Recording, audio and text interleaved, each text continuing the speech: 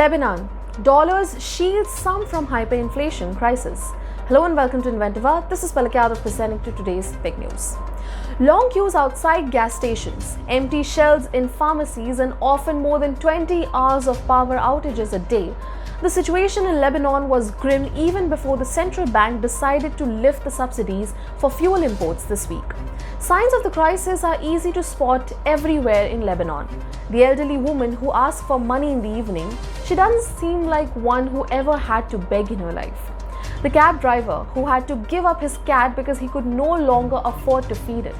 The woman who wanted to buy yogurt in the store and changed her mind after she heard the price. The crisis doesn't affect everyone equally.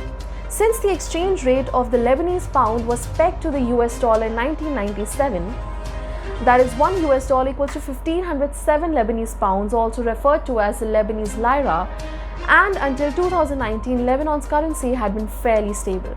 But since the economic crisis hit in the late 2019, the pound has lost about 90% of its value. Currently, $1 is sold for 2,300 Lebanese pounds on the black market. This means that nowadays having dinner in a good restaurant is equivalent of just a few US dollars.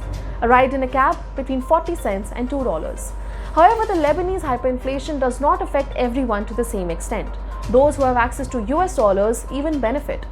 Greenbacks highly desired. People who have access to US dollars either from the outside or from the inside through the black market are able to live a lifestyle beyond their original means. Bassel Salok, a political scientist at the Lebanese American University in Beirut, told DW.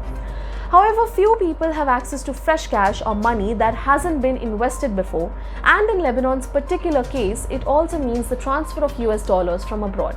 For example, those who rent apartments. The currency is in such high demand that most property owners demand rent in dollars, that enforcing many tenants to move out. Savings melt away. Yara is one of the few people with access to fresh dollars. The young woman who, like other interviewees, requested anonymity, has a job with an NGO and receives her salary in cash and in US dollars. Although this allows her to afford much more than those who can earn their salaries in Lebanese pounds, she doesn't feel particularly good about it. Even if she goes to an expensive place, she is not sure to post it on social media. Still, Yara has also suffered from the crisis. She lost a large part of her savings since it is impossible to withdraw dollars from banks. Every time Yara withdraws dollars from her savings account, the sum is automatically converted into Lebanese pounds at the fixed bank exchange rate of 3,900 pounds. This means that her savings are now worth only a fraction of what she deposited. Development aid organizations are not excluded either. They have to exchange their aid payments at another unfavorable exchange rate set by the government, currently at £15,000.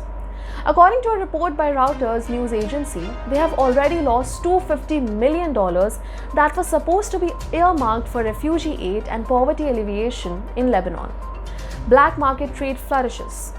Political scientist Bassel Salok expects the crisis to drastically change Lebanese society. Many people have already moved from the cities back to the villages because they could no longer afford to live in Beirut.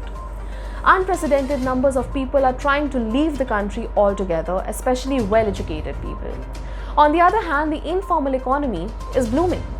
A lot of people who did not work or make much money before the crisis have invented new jobs for themselves, Salok said. They sell fuel in the black market or help you find medicine when you cannot find it, if you are willing to pay for it.